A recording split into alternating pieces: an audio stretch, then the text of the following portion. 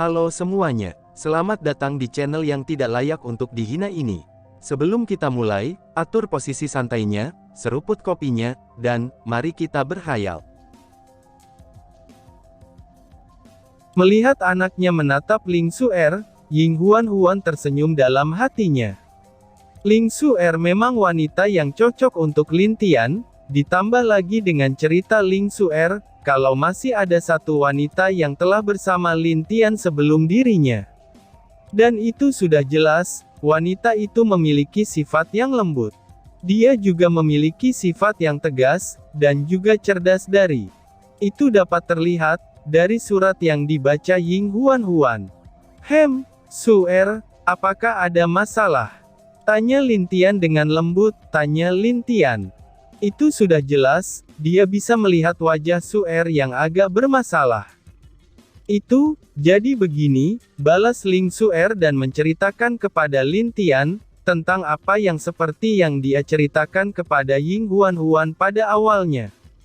Mendengar cerita itu, Lin Tian tentu saja tahu siapa orangnya. Dia tidak menyangka, kalau kucing putih itu akan benar-benar berani membuat masalah. Lin Tian yakin akan hal itu, karena Feng Er tidak ada di sisinya sekarang. Jadi, bayi kecil bisa terbebas dari hukuman Feng Er. Kucing itu memang pembuat onar, jadi ibu dan Suer lebih baik berhati-hati dengan bayi kecil, ucap Lin Tian mengingatkan Ying Huan dan Ling Suer. Bukankah dia itu pendiri suku harimau, kenapa dia bisa memiliki sifat yang seperti itu? Tanya Ying Huan. Dulu iya, tapi sekarang dia adalah saudaraku ibu, jawab Lin Tian dengan wajah penuh senyum. Melihat anaknya tersenyum, dia yakin kalau Lin Tian dan 4 pendiri binatang suci itu memiliki persaudaraan yang dalam. Dia hanya mengangguk, dan tidak menanyakan masalah itu lagi. Ibu, aku akan menceritakan tentang pengalamanku sejak kecil pada ibu. Apakah ibu mau mendengarnya? Tanya Lin Tian sambil memegang kedua tangan ibunya. Iya sayang, mari duduk, ibu akan mendengarkannya, balas Ying Huan, yang juga memang ingin mendengar kisah hidup anaknya selama 20 tahun ini. Apakah aku boleh ikut? Tanya Lin Dong, yang tiba-tiba muncul di depan pintu kamarnya. Tentu saja di belakangnya ada Ling Qingzu, dan Lin Jing yang juga senang melihat Lin Tian sudah bangun. Melihat ayahnya yang muncul di depan pintu, itu membuat Lin Tian juga tersenyum. Dia mengangguk sambil berdiri dengan sangat sopan, dan kemudian memberikan kursi kepada ayahnya itu. Lin Dong yang merasakan bagaimana anaknya bersikap sopan dan hormat kepada dirinya, itu membuat dirinya merasa sangat senang. Hal yang paling dia takuti adalah, dia takut kalau anaknya membenci dirinya. Karena hal itulah yang mungkin bisa membuat hatinya hancur. Tetapi dapat dilihat dengan jelas, kalau Lin Tian tidak membenci dirinya. Dan malahan, dia bersikap sopan seperti seorang anak yang sangat ingin berbakti kepada ayahnya sendiri. Maafkan ayahmu ini, ucap Lin Dong dengan wajah sedih sambil memandang Lin Tian. Melihat ayahnya memandang dirinya dengan sedih, Lin Tian tersenyum sambil berbicara dengan lembut. Aku tidak membencimu ayah, aku juga sangat ingin bisa berkumpul dengan kalian lagi, seperti di saat aku masih bayi dulu, ucap Lin Tian dengan tersenyum, dan duduk di samping Ying Huan. Mendengar hal itu, Lin Dong mengangguk sambil tersenyum. Dia bisa merasakan hatinya yang sejak dulu terasa terkunci, sekarang telah lepas dan sangat lega. Dia juga bisa merasakan, kalau dia bisa maju dalam kultivasi selama dia mau. Aku pamit dulu, ucap Ling Suer yang melihat kalau Lin Tian dan orang tuanya sedang berkumpul. Dan di saat dia hendak pergi, tiba-tiba saja tangannya dipegang oleh Ying Huan. Karena kamu juga keluarga kami, maka kamu tidak boleh pergi. Apakah kamu tidak ingin tahu masa kecil Lin Tian, ucap Ying Huan. Iya saudari ipar, duduklah bersama kami. Kamu juga termasuk keluarga kami sekarang, tambah Lin Jing. Lindong dan Ling Qingzu juga mengatakan hal yang sama, dan Lin Tian juga meminta Ling Suer untuk duduk di sampingnya. Akhirnya, Ling Suer duduk di samping Lin Tian. Dan setelah itu, Lin Tian mulai menceritakan pengalamannya yang dia alami selama ini. Tentu saja dia juga menutupi beberapa hal, yang menurutnya tidak perlu orang tuanya ketahui akan hal itu untuk sekarang, meskipun dia tahu kalau ayahnya sangat berpengaruh di dunia dewa. Baik Lindong, Ying Huan, Ling Qingzu, maupun Lin Jing, mereka semua sangat senang mendengarkan pengalaman Lin Tian. Lalu bukan mereka tidak tahu kalau Lin Tian menutupi beberapa hal pengalaman pahitnya kepada mereka, tapi itu karena mereka yakin kalau Lin Tian hanya ingin agar mereka tidak mencemaskan dirinya. Bahkan tidak tanpa terasa, hari pun sudah mulai sore. Baik Lin Tian maupun orang tuanya, mereka juga tidak mempedulikan kalau matahari akan tenggelam. Itu dikarenakan, mereka hanya ingin menikmati hari-hari seperti sekarang dengan bahagia. Oh iya, bukankah ayah ada pertemuan? Ucap Lin Tian kepada Lindong.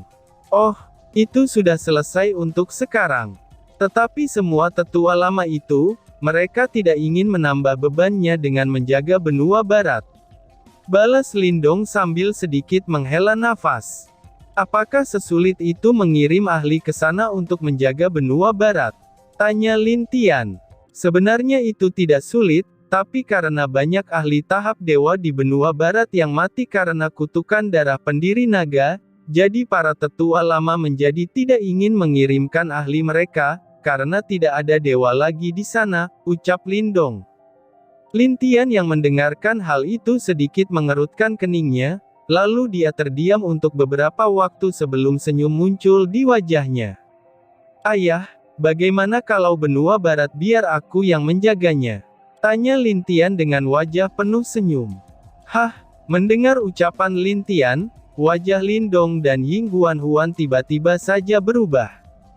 Mereka tidak menyangka, kalau anaknya ingin menjadi pelindung di benua barat. Tidak, ucap Ying Huan yang menyadari hal tersebut. Barulah pada saat itu juga, Ling Qingzu, Lin Jing, dan juga Ling Suer, mereka semua menggelengkan kepala mereka secara serentak. Itu sudah jelas, mereka juga tidak setuju dengan ide Lin Tian. Melihat keempat wanita itu tidak setuju, Lin Tian hanya bisa menghela nafas. Itu adalah hal yang wajar kalau mereka tidak ingin Lin Tian mengurus benua barat, karena dia ingin Lin Tian menjadi penerus Lindong. Tetapi bukan itu tujuan Lin Tian. Dia sebenarnya ingin membangun sekte langit di benua barat untuk keluarganya di dunia biru. Dia juga mendapatkan informasi di selama perjalanannya, dan itu memang ada sekte langit di dunia dewa. Tetapi karena kekuatan mereka telah menurun, dan sebab itulah mereka tidak terlalu menonjol. Lin Tian mendapatkan kabar, kalau di sekte itu ada 5 dewa tingkat rendah, serta 3 dewa tingkat menengah yang menjaga. Dan dikatakan juga kalau kursi pemimpin mereka sudah lama kosong, itu dikarenakan Master Sekte sebelumnya hanya mengizinkan, kalau kursi itu diduduki oleh murid atau orang dari Sekte Langit dari dunia biru. Karena hal itulah Sekte Langit menjadi menurun, serta tidak terlalu menonjol sampai sekarang. Lalu kabar yang dia dapat juga, Sekte Langit berada di benua barat, dan hal itulah yang membuat Lin Tian ingin menguasai benua barat. Lin Tian pada akhirnya menjelaskan apa tujuannya untuk menguasai benua barat, itu karena dia ingin memberikan benua barat kepada keluarganya. Karena dia yakin, jika mereka bisa naik ke dunia dewa, maka kekuatan mereka pasti tidak akan kalah oleh kekuatan tingkat 1 di sana. Lin Tian juga berjanji kepada ayahnya, kalau dalam waktu 3 tahun paling lama, Sekte Langit yang akan dia bangun ulang pasti akan menjadi sekte nomor 1 di benua barat. Mendengar apa yang dikatakan Lin Tian, Lindong berpikir sejenak. Memang benar, keluarga Lin Tian di dunia biru telah membantu Lin Tian dengan banyak hal, dan mungkin dia bisa memberikan hadiah benua barat untuk mereka. Baiklah, ayah setuju. Tapi hanya 3 tahun saja, dan setelah itu kamu harus kembali ke sekte kita.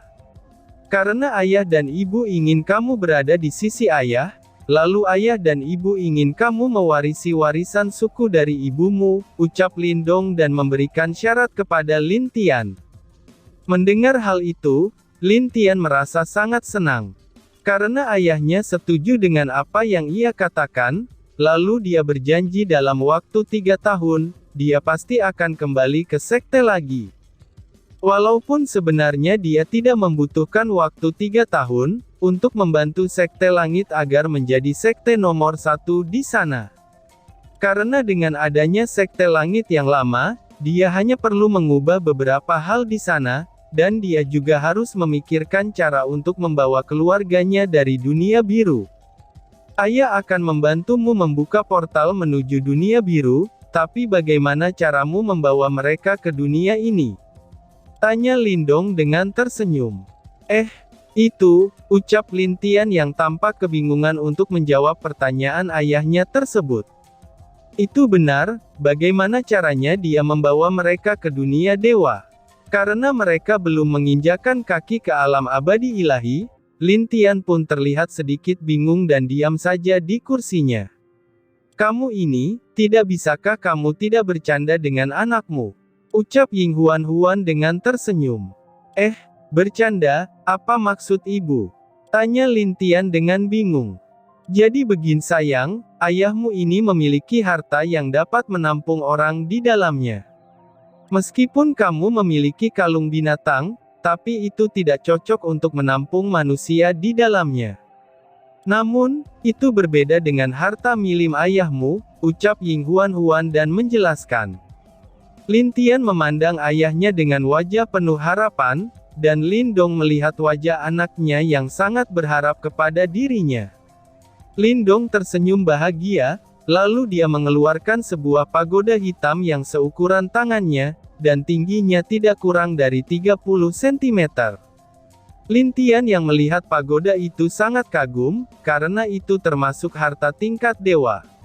Ayah, ini, seru Lin Tian dengan takjub. Harta ini namanya adalah pagoda kegelapan. Dulu, ayah mendapatkannya secara tidak sengaja.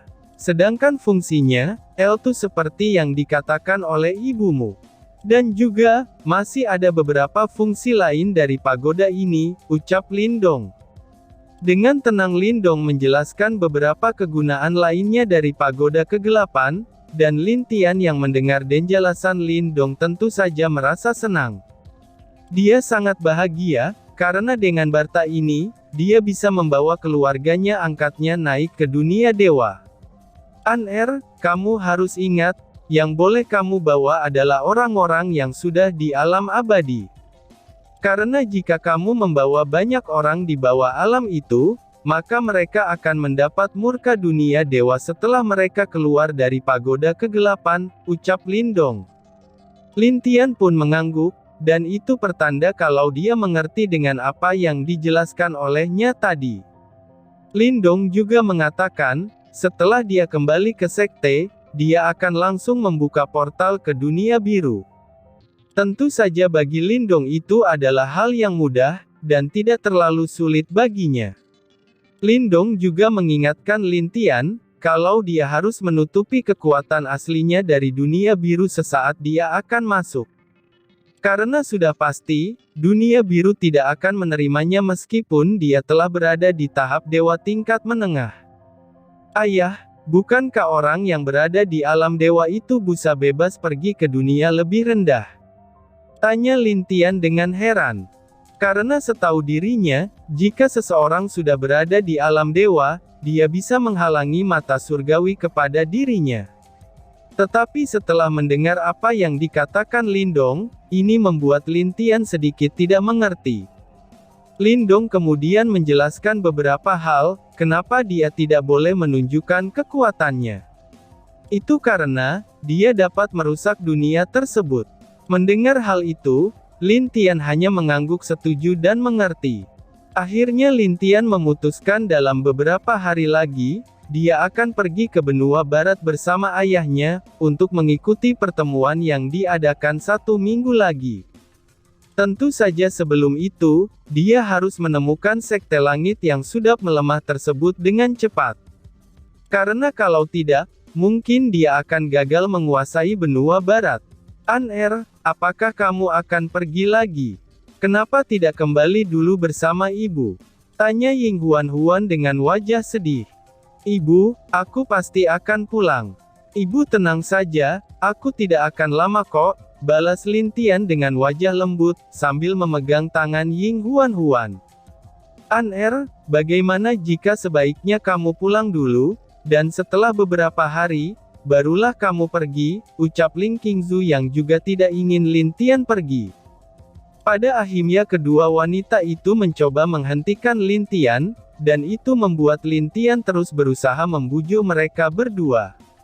Dan bahkan, Lin Dong tidak bisa berbuat apa-apa untuk masalah tersebut. Memang benar dia ingin anaknya tetap kembali bersama dirinya ke sekte, tapi dia tahu kalau Lin Tian pasti memiliki beberapa hal yang ingin dia lakukan, untuk membalas kebaikan keluarga angkatnya di dunia biru yang telah merawat dirinya. Baiklah kalau begitu, tapi kamu harus janji setelah selesai pertemuan, kamu harus kembali bersama ayahmu. Ucap Ying Huan dengan wajah serius. Lin Tian mengangguk setuju, lalu dia meyakinkan kedua wanita itu, kalau dia pasti kembali setelah pertemuan tersebut, dan itu membuat Ying Huan dan Ling Qingzu setuju dengan permintaan Lin Tian. Kalau begitu, biarkan kakakmu ikut, ucap Lin Dong kepada Lin Tian. Ucap Lin Tian yang merasa agak ragu. Jika dia membiarkan kakaknya ikut bersama dirinya, itu hanya akan membuat dirinya merasa canggung selama di perjalanan. Kenapa? Apakah kakak tidak boleh ikut bersama adik kecil kakak ini? Ucap Lin Jing. Akhirnya setelah melihat wajah sedih Lin Jing, Lin Tian membiarkan kakaknya ikut bersamanya. Karena dengan kekuatannya yang sekarang, dia pasti bisa melindungi kakak perempuannya ini. Baguslah, kalau kakakmu ikut, ibu bisa merasa lebih tenang, ucap Ying Huan yang setuju dengan ide Lin Dong. Iya bu, balas Lin Tian. Oh Lia, Su-er, bagaimana jika kamu ikut dengan kami, itu agar kamu bisa berlatih di sekte dengan lebih baik, ucap Ling Qingzu kepada Ling Su-er. Mendengar ajakan itu, Ling Su-er merasa agak ragu. Tentu saja dia harus berbicara dengan ayah dan ibunya dulu, tapi saat dia melihat ke arah Lin Tian, dia juga sadar betapa jauhnya dia tertinggal. Dan pada akhirnya, dia mengangguk kepada Ling Qingzu. Karena dia yakin, kalau kedua orang tuanya juga pasti sangat senang akan hal tersebut. Lin Tian juga mengatakan, kalau Ling Zhan telah diterima oleh Tetua Agung di Paviliun Alkemis sebagai muridnya. Jadi, Ling Su-er dan orang tuanya tidak perlu khawatir tentang Ling Zhan. Ibu, ini untuk ibu dan ibu Qingzu, ucap Lin Tian sambil memberikan masing-masing satu kotak pil kepada Ling Qingzu dan Ying Huan. Dan tiba-tiba saja bersambung. Sekian dan terima kasih banyak.